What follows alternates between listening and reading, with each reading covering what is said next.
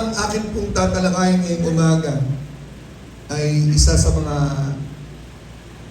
topics na hindi bago pero paglilinawin ko po. At kapag ito po ay inyong na-capture, itong message na ito. Wow! Very, very revolutionary. Okay.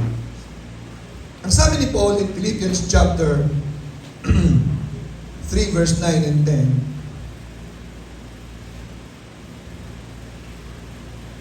Okay. And being found in Him, not having my own righteousness, natagpuan ako sa Kanya, hindi sa pamamagitan ng sarili kong kabutihan, katuwiran, kabanalan, sa pamamagitan ng pagsunod sa Diyos, kundi ito sa pamamagitan ng pagsampalataya ko kay Jesus. Okay? Ito yung katuwiran sa pamamagitan ng pananampalataya. So tayo po ay naging matuwid, hindi dahil tayo po ay gumawa ng katuwiran, kundi dahil tayo po ay sumampalataya kay Jesus. Kapag sumampalataya ka kay Jesus, you are declared righteous. Declared and made righteous by God. Malino po ba yung doktrinang yan? John, kung paano mo minana ang kasalanan, kaya ka naging makasalanan, kailangan mo rin manahin ang kabanalan. Kung namana mo ang kasalanan sa pamamagitan ni Adan, ay dapat mong manahin ang kabanalan sa pamamagitan ni Jesus. So ang kabanalan po ay ating namanan, hindi po natin nakuha. Dahil hindi natin kayang kunin. Amen? Amen.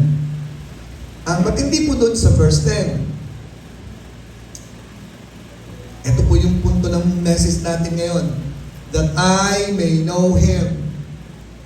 So the word may know Him, it is not just that I may know Him according to the information I can get out of Him. That I may know Him, the word knowing Him is that I may know Him in a very personal manner. And what's next? That I may know Him and the power of His resurrection. Manatili po kayong dilat ang mata, nag-iisip hanggang matapos ang aking mensahe. Sapagkat bandang dulo, yun po yung pinakapunto de vista sa aking mensahe. Mahalaga ang bawat punto. Ano po ba yung sinasabi ni Paul that I may know Him and the power of His resurrection? Mga kapatid, nararanasan niyo ba ang kapangyarihan ng resurrection? Kaya mo bang sabihin ang buhay mo ay powerful? Okay. Dahil ang kapangyarihan po ng resurrection ay mismong kapangyarihan ni Jesus. He Himself is the power of the resurrection. That I may know Him and His power demonstrated in His resurrection. Yun ang ibig sabihin nun. Nagtanong sa akin si Ernie minsan, ano ba yung mga kapangyarihan? Yung pag-create ng mundo o paghati ng dagat na pula? O yung pagkabuhay muli ni Kristo? Yung isang kapangyarihan lang yun. But the greatest manifestation of His power is the power of resurrection. When Christ resurrected from the dead. And you know why? I'll give you 2 reasons. Okay? Yung pinaka-last point sa 2 reasons, kasi ang reasons number 2, pangalawang reason, nandun po yung punto ko. So, sana po makasubaybay yung mga nasa bahay na wala ngayon dito. Sapagkat Christianity is really real. There is the power in Christianity. Ang Kristyanismo po ay hindi buhay ng pagdurusa, buhay ng kadustaan, buhay ng kahirapan, buhay ng pagkatalunan. Hindi po yun ang Christianity. At maintindihan po natin sa aking mga sasabihin. So marami po ang nagsa-celebrate ng Easter, pero hindi po naintindihan lubos ang ibig sabihin ng Easter. At wala po silang ugnayan sa Easter. Wala po silang ugnayan sa resurrection. Hindi nga nila alam. Unang-una, hindi na alam kung bakit pa si Kristo namatay. Ang iba. Ang alam lang namin, namatay siya. Ano man dahilan ng pagkamatay? So, now I'm going to give you the 2 important reasons of His resurrection. Ang mahaba po doon yung point number 2. Number 1, Ang sabi po sa Biblia, sa pamamagitan ng kanyang pagkabuhay na maguli. Okay? Tingnan po natin kung ano ang mangyayari kung hindi siya nabuhay na maguli. 1 Corinthians 15, verse 17 to 20. Dito po sa 1 Corinthians 15 ay pinagtitibay ang kanyang pagkabuhay na maguli ni Apostol Pablo. And if Christ be not raised, hindi ito naintindihan ng iba. Nakikiselebrate lang. If Christ be not raised, your faith is vain, and ye are yet in your sins. Sapagkat ang kanyang pagkabuhay na maguli is to authenticate our salvation. To authenticate and to assure us that one day we will also be what? Resurrected.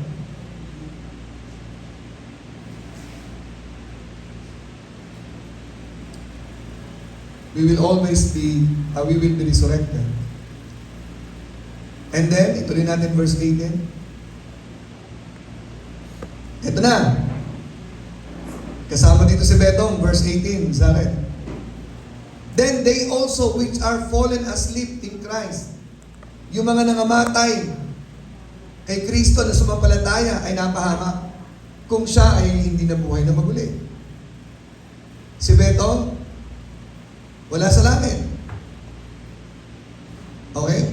Tayo pag namatay, wala tayong pag-asa. Verse 19.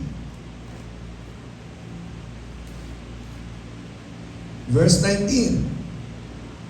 If in this life only we have hope in Christ, at kung panglupa lang pala si Kristo, we are of all men most miserable. Grabe, nagpakabago kami, nagdusa kami, persecute kami, naghirap kami, pagkatapos wala lang. Ay hindi miserable buhay natin kung walang pagkabuhay na maguli. Praise the Lord. In verse 20 it says, but now, Christ is risen from the dead. Meaning to say, may kabuluhan ang ating pananampalataya. Meaning to say, wala na tayo sa kasalanan. And meaning to say, we are not miserable. We are supposed to be the most happy, joyous people on the planet Earth because Christ has risen from the dead and there is hope of the resurrection from the dead one day. Salamat kay Saret, nagsingin sa kanya one day. Makikita mo muli si Betong dahil yung sinasabi ng Biblia. Sometimes we are just clouded so much of the sorrows. Sometimes nagiging vague ang mga katotohanan ng Panginoon. But God is in life. Napakabuti ng Panginoon, Pastor, napakabuti ng Panginoon. Nung si Saret po ay, nung pong nawala si Betong ay, Betong! Puro Betong ang kanyang sinasabi. At siya po'y may galit dahil namatay si Betong. Sabi niya sa mga doktor, sinungaling, pinabayaan niya si Betong. And then puro yung kahapon, Saret, sinisigaw niya, napakabuti ng Panginoon. Amen? We have glory to God. Napakabuti ng Panginoon. Okay, so ngayon, dalawang reason ang pagkabuhay na maguli. Number one, that is to validate, to authenticate redemption. We are redeemed. Tatanungin po kayo bago ko mag-jump sa second point. Okay? Kung tinubos tayo ng Panginoon sa Kristo at nagbayad siya sa ating mga kasalanan, kanino siya nagbayad? Tatlong option. Nagbayad ba siya kay God? May utang ba siya kay God? Nagbayad ba siya? Niredeem ba niya tayo? Kanino tayo napasangla? Kay Satanas ba? O nagbayad siya sa batas? Alin po yung tatlo? Sino magsasabi kay Satanas siya nagbayad? Maiisa? Walang gusto sumama. Ayaw mo lang kampihan? Ayaw rin? Sino nagsabing nagbayad siya kay God? Ay, nako, matindi ito, magkama, medyo Sino nagsabi nagbayad siya sa batas? Ba, tatatlo sila? Yung lahat? Sino nagsasabing sa lahat? Meron sa lahat. Okay, yun po yung isang katanungan na medyo mabigat sagutin. Kanino ba siya nagbayad? Kanino ni tayo tinubos? Wala namang mali sa sinabi niyo kasi ang sabi sa Bible, di ba? He hath delivered us from the power of darkness. Kay Satanas. Kinuha niya tayo sa kamay ni Satanas kasi sa kanya tayo napasangla. Tama? Pero we violated the law of God. Okay? Tayo ay nagkasala sa batas. Kaya sa batas din tayo nagbayad. Di ba ang binibilang ko sa batas nagbabayad? Babayaran natin ang ating utang sa kasalanan, utang sa batas. Kaya sa batas din. Okay? Kasi nagbibigay ng kapangyarihan sa kasalanan ay batas. Kung walang batas, walang gagamitin si Satanas. Diba? May batas ang Diyos, huwag nyo kakainin ng prutas na yan. Sabi ni Satan, no, kainin mo. Kapag binailit nyo yan, binailit nyo yung rule ni God, akin na kayo. So, naging alipin tayo ni Satanas. May utang tayo sa batas. Sino ba ang lawmaker? Si God, may utang tayo sa Diyos. Kaya, all of Di ba? Tama naman kayo po na pareho. Natutuwa ako, nag-isip kayo. Mag-usap kayong bayaw, tsaka pati ba kayo na magsamahin yung tatlo, isang pamilya kayo. Amen. So maliwanag, redemption has something to do with God, with the law, and with Satan. Common question po yan. At dito alam natin theology. Diba? Alam niyo po may nagsasabi na sa batas lang daw tayo nagbayad, sa batas lang daw. Eh sino ba ang lawmaker? The law is God. We violated the holiness of God. Kaya may utang tayo sa Diyos, ang kasalanan dapat parusahan because God is the lawmaker. Kaya kung titignan po natin, all of the above. Malinaw? Theology po yun. Theology, okay. So, kung hindi mo siya nabuhay na maguli, hindi siya nakabayad sa Diyos, nasa kasalanan pa tayo at hawak pa tayo ni Satanas hanggang ngayon. Kaya yung kanyang pagkabuhay na maguli is an authentication na siya ay nagbayad. He paid. Okay? He paid God, He paid the law, He paid Satan when He resurrected. Of all the claimants of being the Savior of the world, there was only one Savior who died and rose again, and that was the Lord Jesus Christ. Amen? Kaya tayo mga mananampalataya ang may karapatang tunay na magbunyi ngayong araw na ito. Maliwanag ba? Director JB? Maliwanag? Taas mo kamay mo. Amen? Amen. Glory to God. So, nag-usap po kami ni JB na kami magsusot ng puti, aawit kami mamaya. At kasama po sino ba nakaputi dyan? Ayun, yung pamilya nakaputi tayo, awit tayo mamaya. Awitin natin yung inawit ni kaya-kaya natin yung awitin. Yung inawit. Beautiful song. Lahat ng inawit nila, purihin ng Panginoon. Unang song pa lang, wow.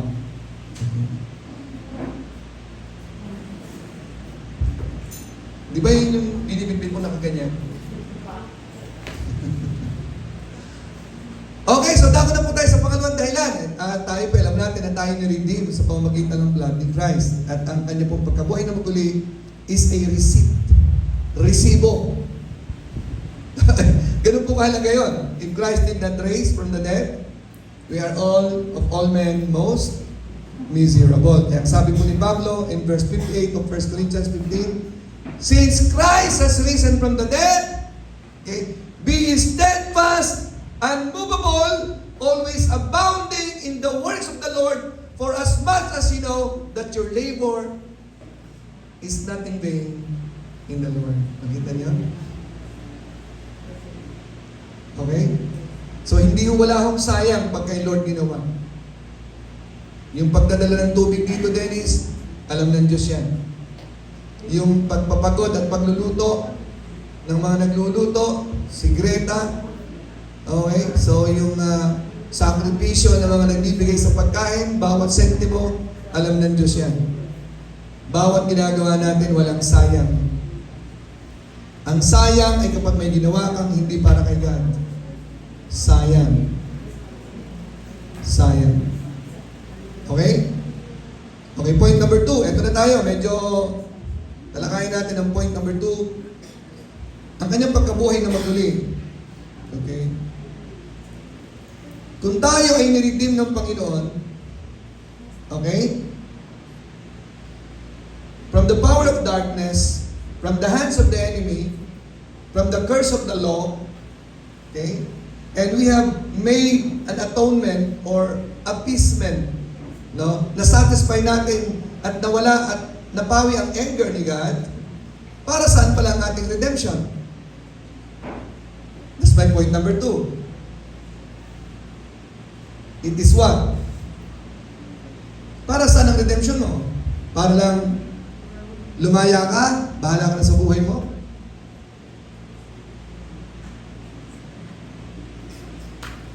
Para saan? Para saan? General. Para saan? Redemption and restoration. Amen? Sino nagsabi ng restoration? Redemption, God has redeemed us to restore us back. Okay? Ito po yung sagot sa prayer ni Christ para magawa niya ang John 17 verse 22.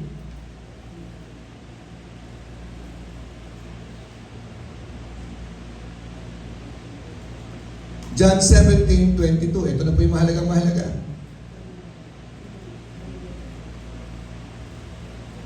And I gave them the glory, John 17:22.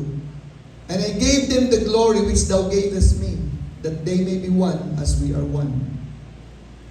That is the restoration to glory.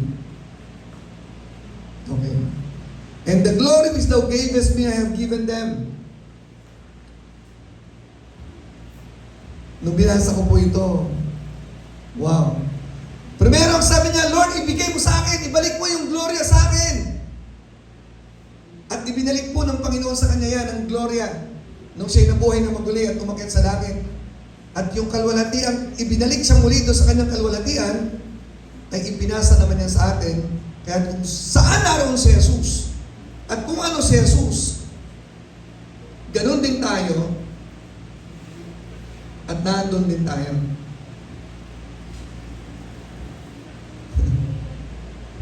O ulitin ko, kung ano si Jesus, at kung saan siya nandoon, ganun ka rin. Ang hirap isipin mo, no? Ako. Sa tingin po natin kasi napakataas ng Diyos, napakababa natin, tama naman. Kaso, tayo po ay ibinalik ng Panginoon sa dating tayo kung sino tayo, bago pa manlalangin ng mundo. Alam niyo ba kung sino tayo bago pa lalangin ng mundo? Saan ba tayo galing? Galing tayo mismo sa bosom ni Christ, ng Ama, kung saan ang galing si Jesus. Hello? Kung saan galing si Jesus, as the only begotten Son in eternity, walang date sa eternity, dito lang sa mundo, kung saan galing si Jesus, doon din tayo galing. Galing tayo sa Ama, kaya si Jesus ay ating kapatid in the original eternity. Kaya ang tawag sa Bible, kapatid natin si Jesus. But He is the firstborn of every creature. Yun po yung original na katatayuan. Niligay tayo sa lupa, kumuha ng lupa, nilagay ng Diyos ang kanyang wangis, ang kanyang anyo, sa atin. Tayo yung pinaglagyan. Yung lupang kinalalagyan ng kanyang kalwalhatian ay tayo yun, na nagumon sa kamunduhan ng kasalanan. Naging alipin tayo ng kasalanan, naging makasalanan tayo, at tayo, nung si Kristo nabuhay na maguli, Christ restored us to our original state. I have your attention, ladies and gentlemen. Ibinalik na tayo ng Panginoon sa ating tunay na kung sino tayo. Wow! Sino ka ba? Dapat natin maintindihan. Ano ba ang pinagbalikan sa atin ng Panginoon? Okay, balikan natin. Ito na po yung pinakapunto sa Efeso 2:6. Efeso 2:5 muna. O yan po yung history. Ephesians chapter 2 verse 5. Even when we were yet dead in sins, sa inyong mga Bible, had quickened us together. Binuhay tayong muli. By grace are ye saved. Do you follow? Verse 6. Hath raised us up together. Okay? Binuhay, resurrected, raised us up together, and after that, what God did? Made us sit together in heavenly places in Christ, where we came from originally. Yan po yung sentensya niya. That is our origin. We came from glory. We came from the throne. And we will continue to reign with Christ in eternity. Kaya ako humahampas kasi this is really wonderful. Pastor, ano yung pinagsasasabi mong iniupo tayong kasama ni Kristo? Yan po yung power ng resurrection na sinasabi ni Paul. Tayo ay inupo sa tronong kasama ni Kristo. Binalik tayo sa kanyang kaluwalhatian kung saan po yun ang ating dating katatayuan. Okay, so saan po galing yung kapangyarihan ng resurrection? O eto na po. Okay? Ang sabi po sa, balikan natin, ang isang napakagandang passage sa scripture na aking kinukote lagi-lagi. Okay, ang sabi po ni Paul, wherefore after I heard about your faith in the Lord Jesus Christ and love unto all the saints, I cease not to pray for you, making mention of you on my prayers, that the God and the Father of the Lord Jesus Christ, the Father of glory, may give unto you the spirit of wisdom and revelation. Naway maintindihan nyo ito. What is that? That the eyes of your understanding be enlightened, that ye may know. Verse 18 of Ephesians chapter 1. That ye may know what? That ye may know what? Three things. Number 1, Ephesians 1:18, the hope of your calling. Ano po ba yung calling sa atin ng Panginoon? Okay? And what the riches of the glory of His inheritance in the saints.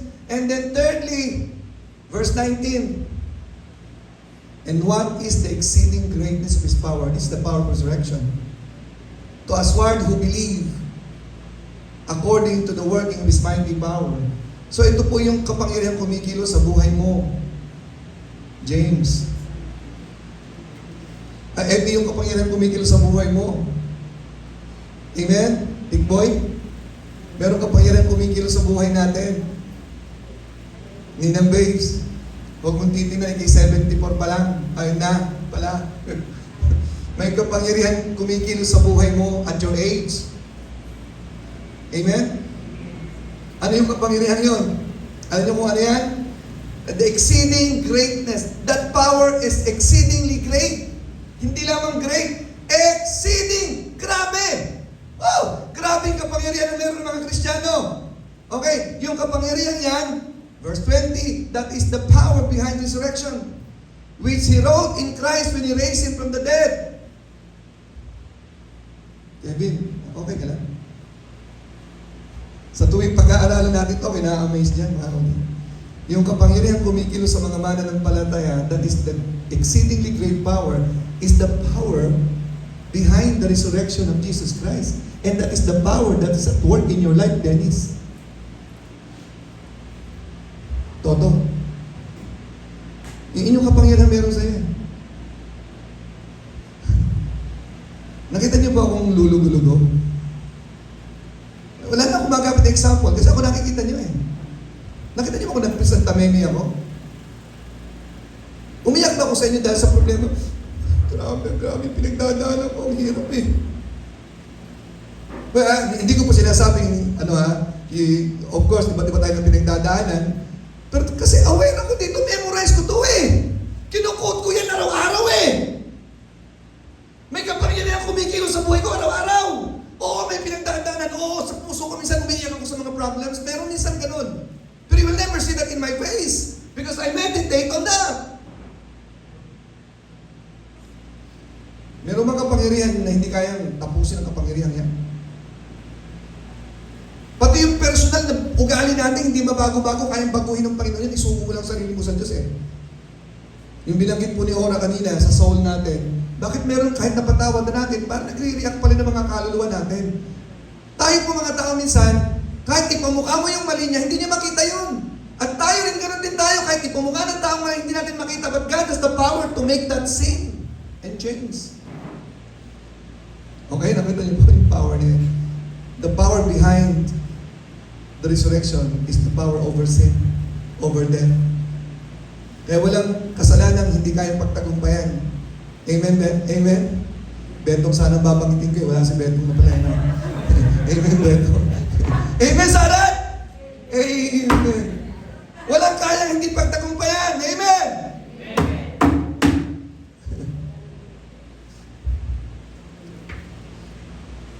Itong kapangyarihan ito sa verse 20, ang meron behind. Okay, sandali muna. Verse, okay? Raise him from the dead. And that power restored us. And set him at His own right hand in the heavenly places. Itong kapangyarihan ito, na matapos siyang buhayin sa mga patay, hindi yung kapangyarihan nagdala sa kanya doon upang ibalik siya sa kanyang panalangin kay Father. The glory that I had with thee before the world was, give it back to me. Glorify the Son that the Son also may glorify thee. Ang ganda po ng binanggit ni Ora kanina, yung dugong lumabas is the creation, is the giving of birth to the church, the wife of Christ, the co-reigner, the co-ruler of Christ. Okay? Mga kapatid, the power of resurrection, that's why it is really important, is not only that Christ was raised from the dead, Christ is back now to the throne of glory where He came from. Anong line yun? Sino kumawit doon? He left His glory. Yung ba yung song mo? Iniwanan niya ang glory. Sino yung kumawit doon? Ikaw ba yun? He left His glory.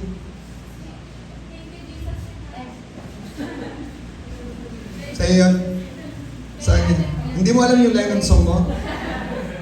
He left His glory eh. Diba? Iniwan niya yung glory eh. Di ba, aliwanag, iniwan yung glory niya kung bumaba sa lupa? Kaya ang kanyang prayer bago siya arrested in John 18, John 17, sabi niya, Oh Father, glorify thou me with thine own self with the glory I had with thee before the world was. I was seated on the throne. I left my throne. I left the fellowship of the triune God. I left the love relationship we've been enjoying in eternity now. Restore to me that glory, and now He is restoring. The power in resurrection is not only that Christ resurrected, but that power brought Christ to the throne. The answered prayer of John 17. He was restored. Christ is restored to glory. Hey world, listen! Not only that Christ is seated to the throne. Hey, Ephesians 2:6, we are seated on the throne with Him.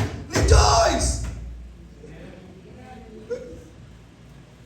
We are to rejoice. We are the people who has the greatest rejoicing in all the world because we are seated on the throne with Christ. Better than the throne where Trump is seated on the white throne. Better than the throne where President BBM is seated. We are seated on the throne of the thrones together with the King of Kings and the Lord of Lords.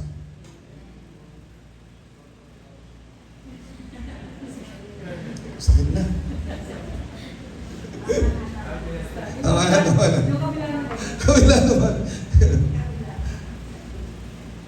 Nakiisip po ba kayo? Hello, mundo! Ang linaw po sa Biblia, we are seated with Christ on the throne. Maraming may nagtatanong sa, ano kayong pastor na ibig sabihin yan? Ewan ko sa'yo. Okay, balikan po natin. Ano po yung na-restore sa throne? Number 1. Okay. This is the restoration of the original position manifested in Genesis 1:28. Okay na? Pakita mo Genesis 1:28.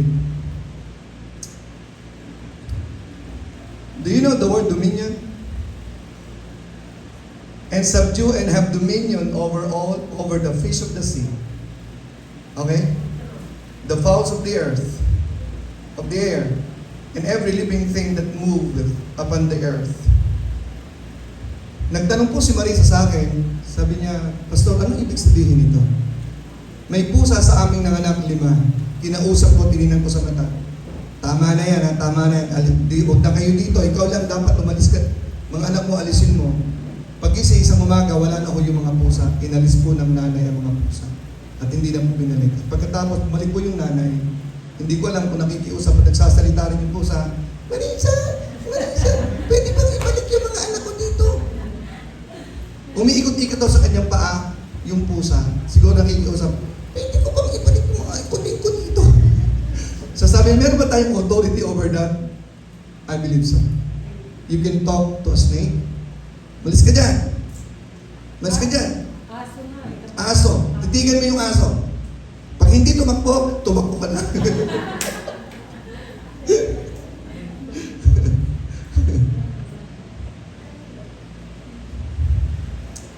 Naalala ko tuloy yung nagbukas ng Manila Zoo, no? 1,000 ang entrance kasi nandun mga tiger, mga libo. Walang pumapasok. Binabaan. Ginawan 300, 500, 300, wala pa rin pumapasok. Ginawa niyang 50 pesos. Dami, bahan tao, 50 pesos lang, oh. Zoo. Tapos pinakawalan yung tigre tsaka leon. Exit 2,000, ang dami ng bayan. Kumita. Pero kung si Maring sa'yo, kakausapin yung leon. Pala mo, ha? Pala mo, ha?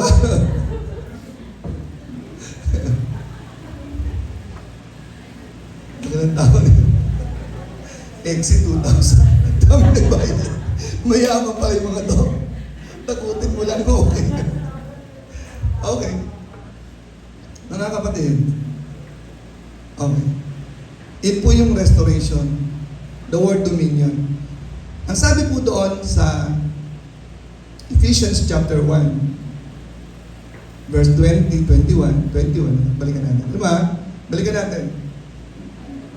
Okay. Babalik tayo dyan. Genesis 1:28. Ang sabi sa 1:21, far, He is seated in the heavenly places, far above all principality. Alam niyo ba yung sabihin ng principality? Lahat ng eskwelahan may principal. Okay? Ibig sabihin po ng principality, ito po yung level po ng power, degree. Lahat po. Mga angels, mga anumang klase ng power, far above principality and power, and might, and dominion. And every name that is named, not only in this world, but also in that which is to come. So, ibig sabihin nun, si Kristo po ay iniupo far above the power, far above principality, lahat ng klase ng kapangyarihan. He is far above all that power. Nakuha niyo?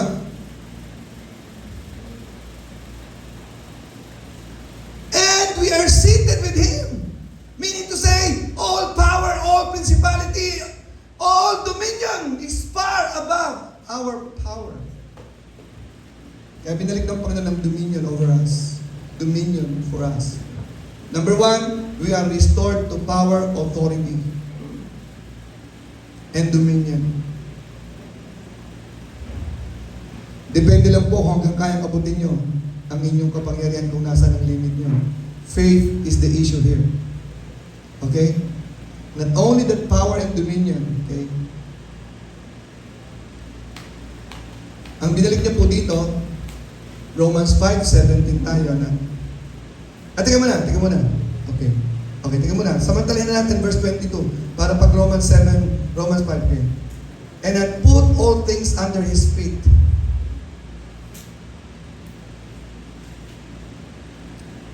Grabe, nasa ilalim ng talampakan natin ang lahat ng klase ng kapangyarihan. Kaya nagtupad po dito, ang sinasabi doon, thou shalt tread upon the lion and adder, the young lion and the dragon shall thou trample under feet. Yun din po yung nakalagay sa Mark 16. Kaya nating tapakan ang lahat ng klase ng kapangyarihan. Ngayon, kung takot ka, hindi mo kayang paniwalaan yun. Di ba? Daga pa lang, tatakbo ka na. So, depende lang to kung kaya mong paniwalaan ang pinag-uusapan natin eh. Kung kaya niyong paniwalaan yan. Had put all things under His feet. At ito na na-realize ko, lately lang.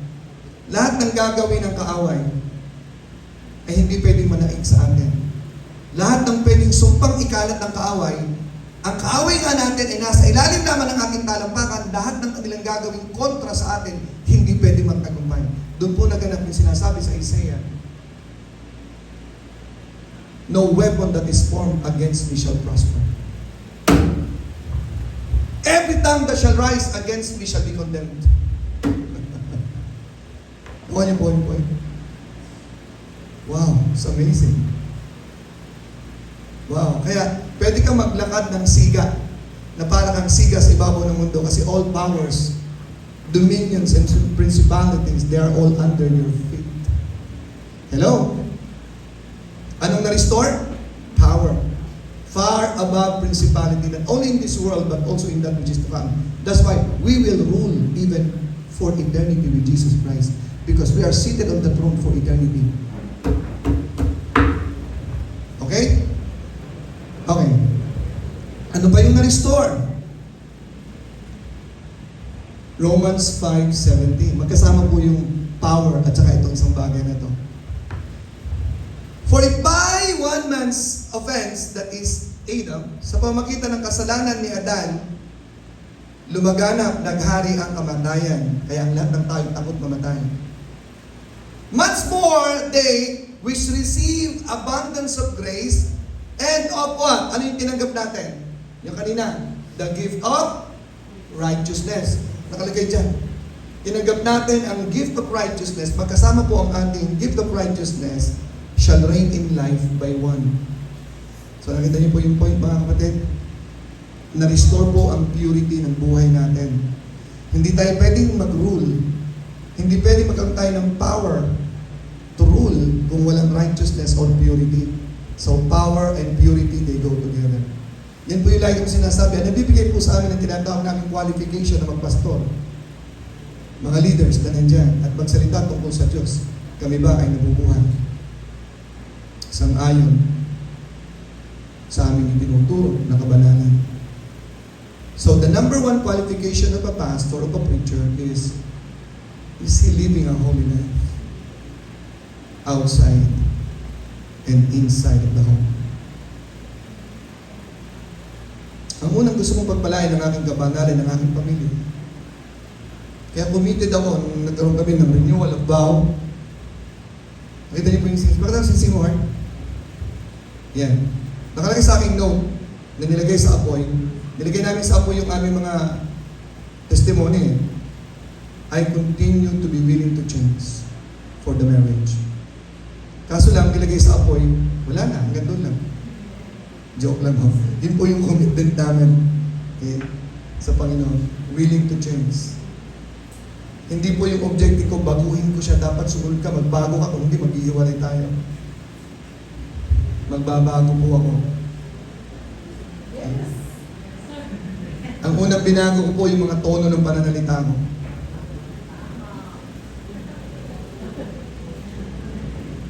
Amen? Baguhin natin ang tono ng pananalita natin.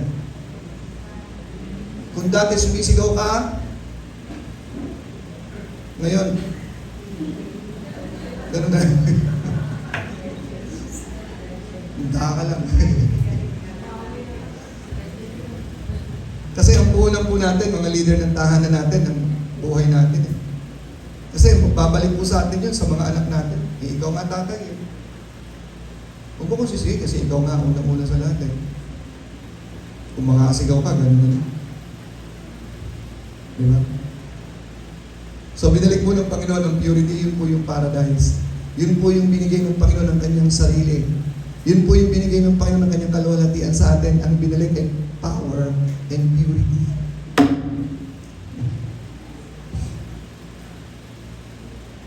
Glorify the Son, that the Son also may glorify them.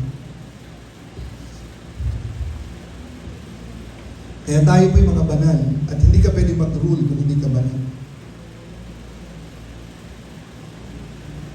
Oo, tayo po ay co-rulers ni Christ. Christ is the King of Kings Okay? Tayo po ba'y king din? Sino naniniwalang tayo king? Doon sa hindi naniniwala. Okay, pakita mo. Pakita mo, anak. Revelation 5:10. 2 verses po yan. We are created by God to become what? And had made us unto our God kings and priests. Hi, John? We are kings.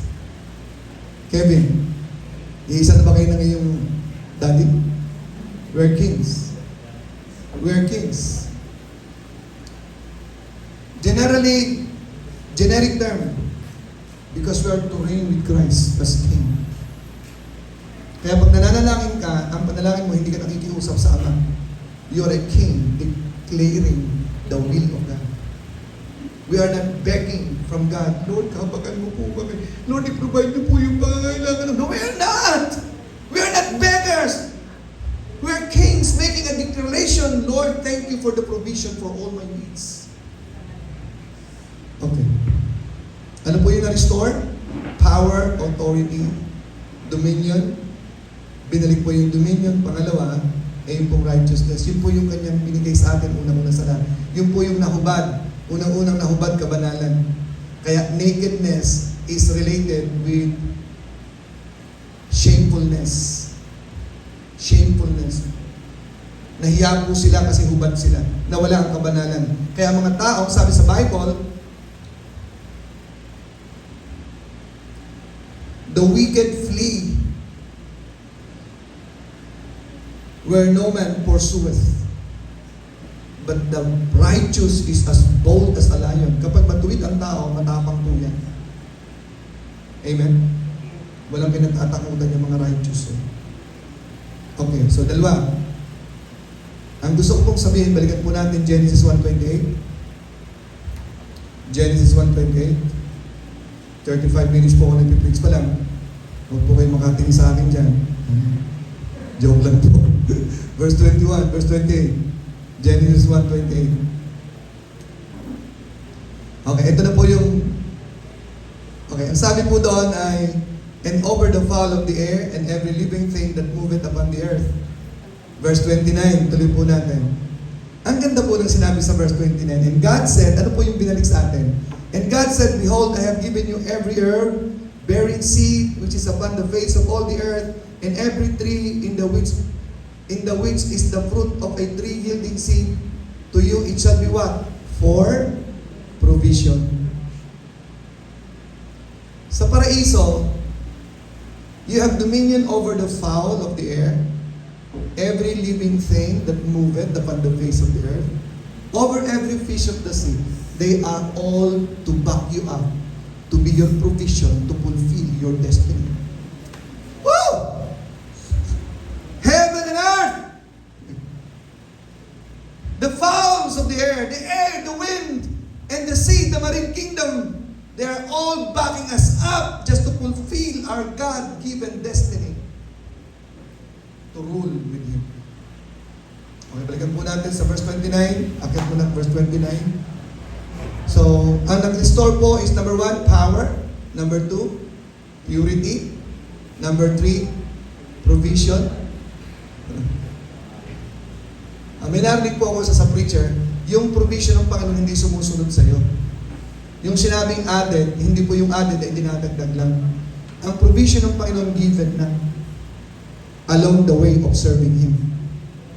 Ngayon, pag lumihis ka, bumaliktad ka, you provide for yourself. But if you will go on, provision is there. Hello? Magtapat ka, ang provision is along the way. Given na lahat dyan.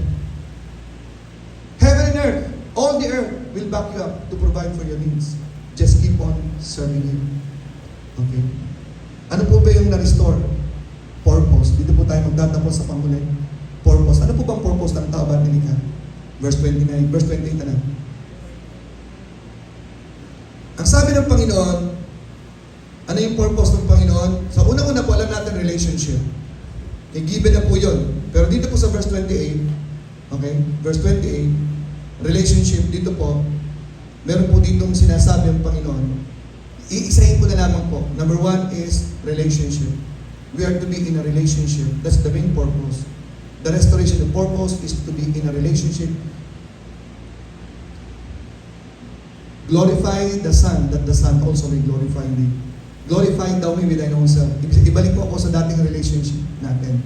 So this is a restoration of relationship. Binaling tayo ng Panginoon sa paradise. Number one, we are rightly related with Christ now because of Christ. Amen? So number two, ano yung purpose ng Panginoon na na-restore? Relationship, and the purpose is the reflection. The reflection of God in us. Ipagpatuloy. Ang sabi dito, be fruitful and multiply and replenish the earth. Ibig sabihin nun, i-reflect nyo yung glory kung nasa inyo, ikalat nyo sa buong mundo.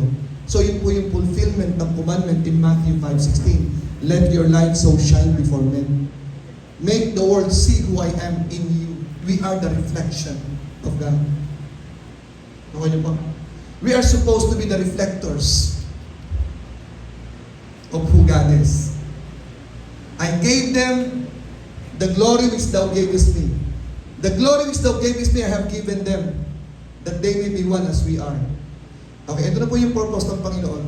Kaya sinabi niya, John 17, verse 18, as thou hast sent me into the world, okay, even so have I sent them into the world. What is the purpose of us here on earth right now? In one word, to reflect the image of God. Yun po yung nakalagay dito. Subdue the earth. Okay? The fowls of the air, the fish of the sea, every creeping thing that moveth upon the face of the earth, they are your meat. They are your provision. Reflect me to the world. Okay, finally, yun po yung purpose ni Paul. Okay? 2 Corinthians chapter 4, verse 10 and 11. Dito po, tingnan natin. 40 minutes na po ako. Okay. Verse 10 muna na. 10 and 11. Tingnan po yung purpose, ha? Ito po yung pinaka-grabe na isinisigaw ng puso ni Pablo. The purpose, the restoration of this purpose. Ano po yun? Going back to the Genesis, ito po yun. Always bearing about in the body the dying of the Lord Jesus. Why? That the life also of Jesus might be what? Manifested, be reflected in our body. The very purpose, the heart throb of the Apostle Paul, the impulse of the heart of the Apostle Paul is that Christ be manifested in His body. Verse 11, the same thing. For we which are always delivered unto death for Jesus' sake, that the life also of Jesus might be made manifest in our mortal flesh. Ayan po yung pinakasama rin. My life verse, Philippians 1:20. One of my life verses, Galatians 2:20. But this one, finally mga kapatid. Okay, sasabihin ko na po, paano magmamanifest si God. Ang imamanifest nyo, yung na-restore, yung power, yung purity, yung provision, dapat mag-manifest. At yung purpose na to, ito po yun. Okay? The reflection of God. Philippians 1:20. Philippians 1:20 is the summary of everything. Tinan po ninyo, mga kapatid. Hello? I hope you will memorize this verse. Because this is the job description of you on earth. This is our job description why we are here. According to my earnest expectation in my hope. Grabe ka earnest yung kanyang expectation, yung kanyang hope that in nothing I shall be ashamed. Hindi ako maiyak kahit anong bagay. But that with all boldness, I want to be bold in my life. As always, so now also Christ shall be what? Reflected, be magnified in my body, whether it be by life or by death. I am obliged, I am earnestly expecting that even in my death, I will be able to magnify Jesus Christ. Yan ang sentensya ng buhay. Sa hirap o ginawa, maraming ani ng bangos o konti. May na-close na deal o wala. Christ shall be magnified. Christ shall be reflected. may laman ang bulsa o wala, Christ shall be magnified. Yun po yung ibig sabihin po niya. Okay? Ipapakita natin ang kapangyarihan ng Panginoon sa ating buhay. Ipapakita natin ang kabanalan sa ating buhay. Ipapakita natin ang kasaganaan sa ating buhay. Provision. Given na po yan. Restored na po yan. Kailangan lang natin paniwalaan at takapin yung mga bagay na yan. At dito po ako magtatapos. Finally, okay, meron po akong time. Sa wakas, may bibigay ko. Oo nga, ang ganda ng sinabi mo, Pastor. Paano ba mamamahalin na si Christ sa buhay natin? Sayang, wala dito yung anak niya, no? Si Tashiwara, nasan siya? Naiwan sa probinsya? Oo, no? Kasi na-memorize siya itong 4 na to eh. Kinood niya sa akin last time. Gusto kong pagdiinan po ito. Ito po yung susi ng lahat. Para magkaroon ng katotohanan ang Diyos sa buhay natin. Okay? Yan na. Ang gusto ng Lord, maging totoo siya sa'yo. Narisa, Sarah, JB, bawat isang nandito, gusto ng Diyos, maging totoo siya sa'yo. Okay. Walang saysay ang buhay pag hindi totoo ang Diyos. Ang iba, totoo lang ang Diyos pagka magandang takbo ng buhay. Pagka hindi na, wala na. Kanya-kanya na tayo. Di ba? Hindi niyo ba alam na mas lalo nagiging totoo ang Diyos sa hirap? Ang gusto ng iba, pag kinasal, at magsasama kayo, sa hirap sa'yo, sa ginawa akin. Okay. Ang susi ng lahat para magkaroon ng kaganapan ng lahat ng bagay ay ang ating kakayanang magtiwala sa mga bagay na kung sino tayo ngayon. Kaya mo bang paniwalaan kung sino ka na ikaw ay may dominion over all the earth?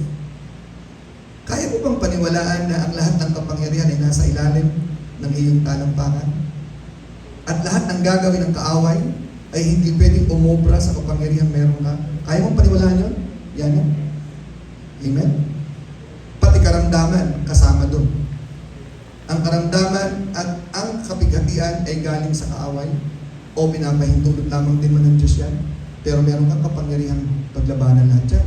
Kasi lahat ng kasumpaan na pwedeng gawin ng kasalanan ay nasa ilalim ng iyong kapangyarihan. Kaya mong paniwalaan. Kaya mong paniwalaan ang provision ng Diyos ay nasa iyo na. Ni-restore niya ang iyong kapamahalaan over all the earth. Kaya ba kausapin ang pusa na umalis ka at dalhin pa mga kuting mo? Nagtaka si Marisa eh, yung kuting pag-is niya wala na eh. Kung hindi mo tatanggalin ang mga pusa sa bahay mo, hindi aalis yan. Okay, kung hindi nyo kaya paniwalaan yan, tawagin si Marisa, bigyan mo yung number mo. Kung sino magpalayas ng kuting. Kaya ko yan. Hindi lang ang demonyo, kaya mong palayasin pati kuting. Ako halaman na nag-uusap ko, Okay. Pero huwag po kayo magtataka pag taong kinausap nyo kasi may free will po yan eh, pag hindi sumusunod. Lalo na po yung mga tao sa paligid natin, okay? Okay, okay po ba? Bakit mahirap masunurin ng mga anak?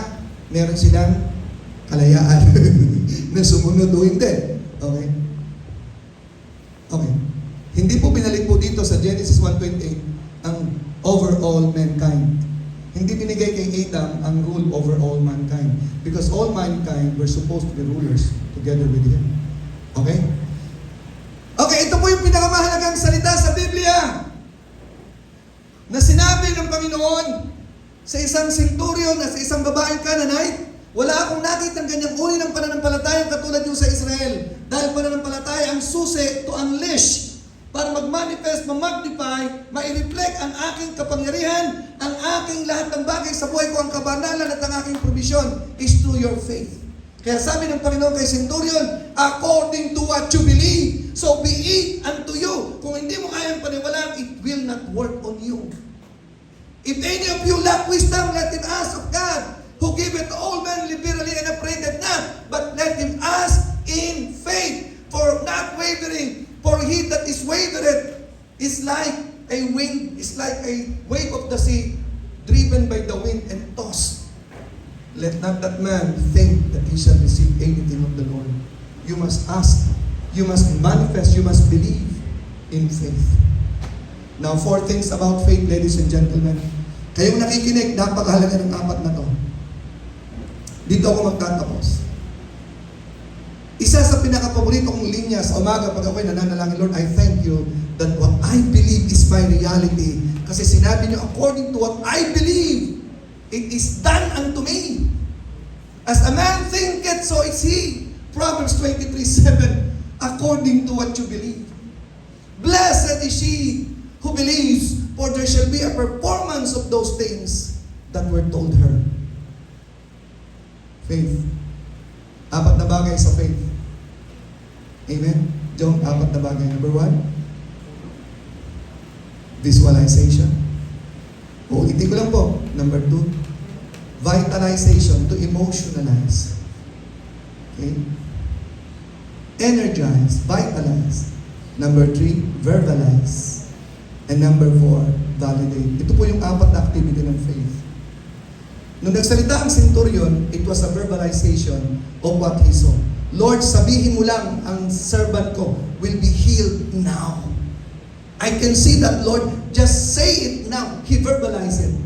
And he said it with emotion. And he validated it when he said, no need to come to my house. No need. I validate that with my action. So nakita niyo yung 4 na yun? Okay. Dalhin po natin sa Old Testament. Ito po yung, dito po kinuha yung faith ni David. Bakit na napatay si Goliath? David became and known to be a giant slayer. Alam po natin ang kasaysayan ng tagumpay ni David laban kay Goliath, napuputan niya ng ulo. Di ba? At doon po galing po yung Golgotha na pangalan na kung saan si Kristo ipinako sa krus.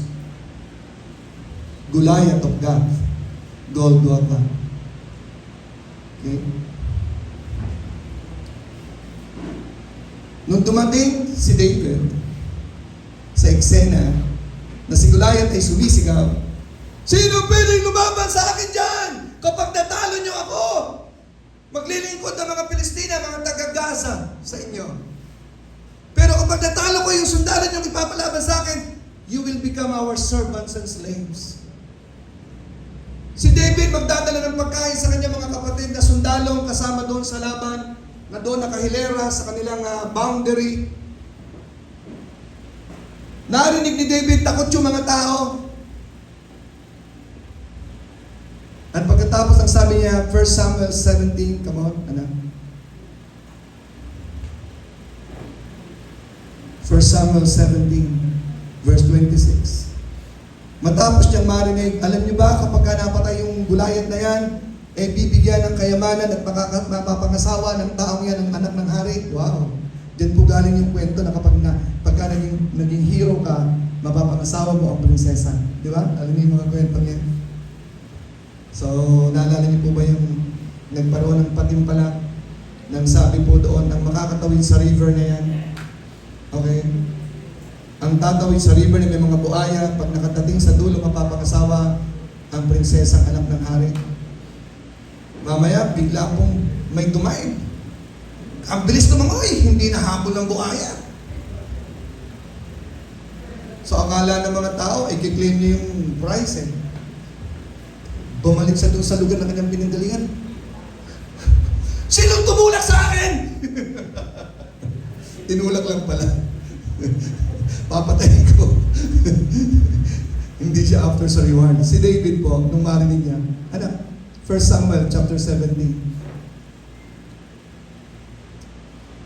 Ang sabi niya, ito, tiniyo ha. And David spake to the men that stood by him, what shall be done to the man that killed this Philistine? Ano nga gagawin kapag napatay yung Goliath na yan? And take it away the reproach from Israel. Alam yung kanyang statement? For who is this uncircumcised Philistine? Sa Tagalog pa, ano yung word na uncircumcised sa Tagalog? Hindi tuli. In one word, supot. Sino ba itong supot na Filistinong ito? At kanyang hahamakin ang armies of the living God. Nakita niyo kanyang statement? Meron po siyang faith.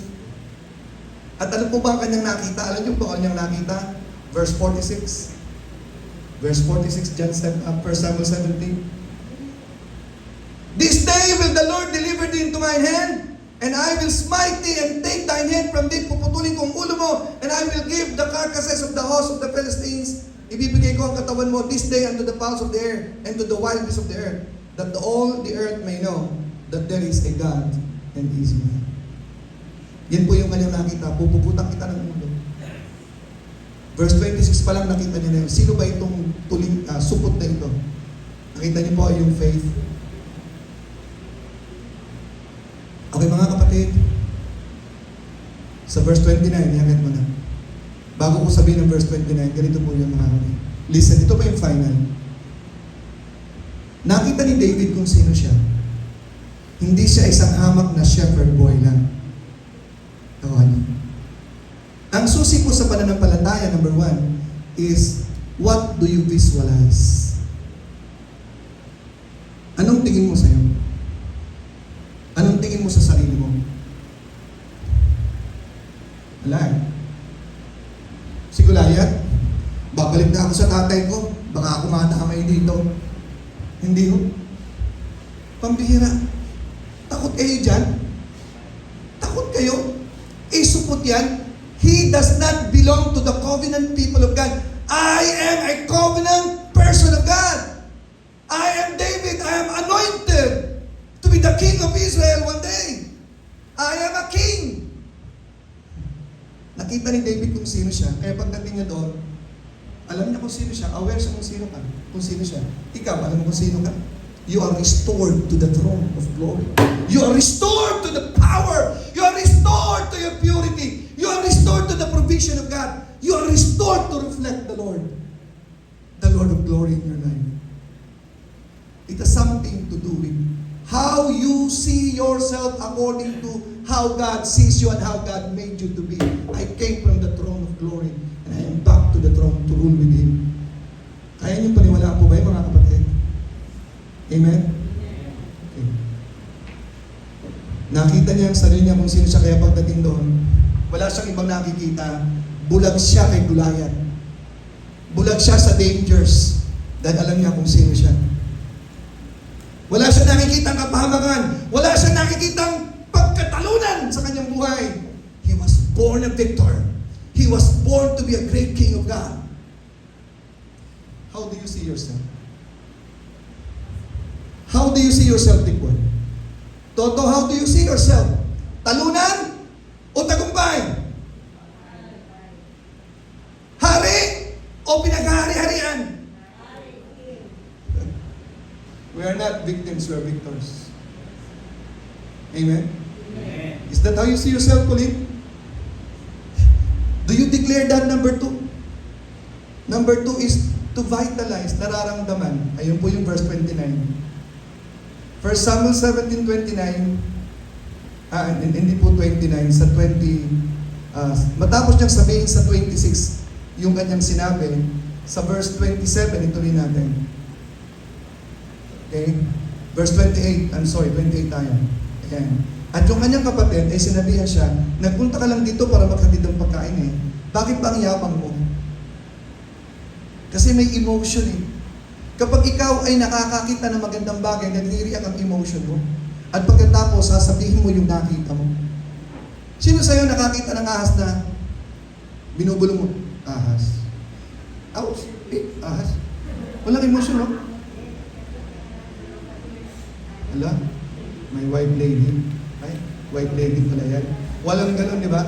Ay! Ahas!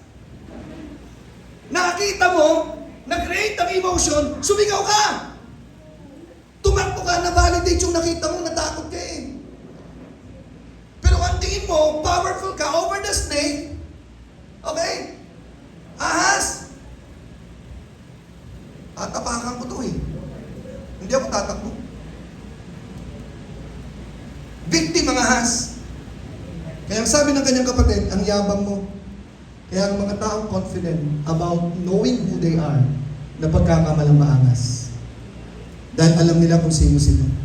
Kapag nagsasalita, hindi sila nagyayabang, pero ang tingin ng iba, nagyayabang katulad ng kanyang kapatid. Bakit?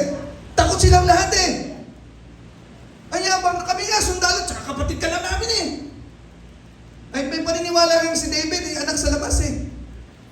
Kasi bunsong kapatid, nandun sa may tupa, nag-aalaga. No po yan sa Israel. Kapag ikaw ay bunso, mahal ka ng tatay, hindi ka hahayaan nandun sa may tupahan. Sa may tapahan, yes. Tupahan, hindi. Nakuha mo yung point? 4 na bagay ang gagawin mo. Kung anong nakikita mo, dapat nararamdaman mo, nagre-rejoice ka. Kung sino ka. Life is rejoicing for who you are, being restored to the throne of glory. And then you must always prove it with what you say. Kung ano ang laman ng isip, laman ng puso, sinasabi ng bibig po yan. Kaya kung naniniwala ka sa mga katotohanan ito, pagising mo sa umaga, pupurihin mo ang Panginoon, Lord, I thank you, I am a victor. I am not a loser. Thank you, I'm an overcomer of all my problems. I was not born for misery. I was not born for defeat. I was born to be a victor. Sinasabi ba yan, anak? Sinasabi niyo po ba yun sa inyong panalangin? Lord, I thank you that I'm one of the most glorious human being on the planet Earth. One of the most beautiful persons on earth. Me, I am glorified by God. Amen? I'm sat down with Jesus Christ on the throne. Seated with Him on the throne. Okay. Si David po, nakita niya sa sarili niya kung sino siya. Okay? Naramdaman niya, kaya siya parang nagyayabang. And then, he verbalized it. Verse 34 na. 1 Samuel 34. Oy, patapos na. Verse 34. O, ito po, biniverbalize niya kanyang sinasabi. Okay? Ang sabi niya, thy servant kept his father's sheep, and there came a lion and a bear, and he took a lamb out of the flock. Verse 34. Pag may dumating na lion and a bear, took a lamb out of the flock, ang sabi ni David sa verse 34, I went out after him, okay, and take it out of his mouth. And then pagkatapos, verse 35 na, verse 35, and when he arose against me, okay, hinawakan ko siya sa kanyang balbas, siguro yung bear, yung lion, and pagkatapos I slew him. Verse 36, and the Lord, thy servant slew both lion and the bear, and this, tingnan nyo ha mga kapatid ha, pag may dumating na leon at saka uso, pinapatay niya. Nakuha nyo?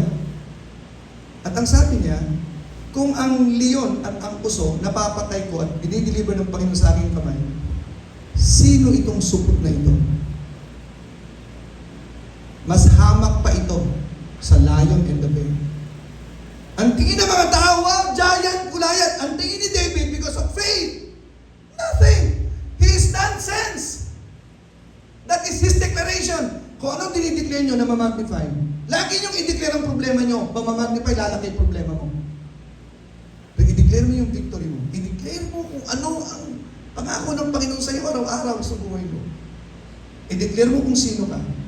Verbalize is the key. What you say is very important. There is power in spoken word. Napakahalaga po niyo. And then finally, nung siya pinasuot na ng armas, okay? Hindi niya tinanggap. Sabi niya, hindi ako sanay dyan. Let me be what I am. Bless God without your armor. That is a validation. Visualization, vitalization, verbalization, he validated it. At sinugod niya mismo ang problema.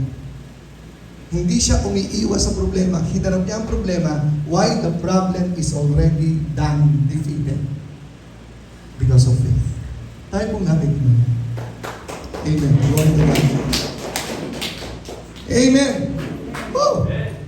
Let us reflect who we are in the world. Let us reflect our power, our purity, our provision, our prosperity. Let us reflect the glory of God. Amen. Ama namin, maraming salamat po sa kapangyarihan ng resurrection na naging totoo sa buhay ni Pablo, at dalangin ko, Panginoon, na ang bawat isa sa life of grace ay maging reflector kung sino kami at sino ka sa amin, Panginoon. Maraming salamat po in Jesus' mighty name. Amen.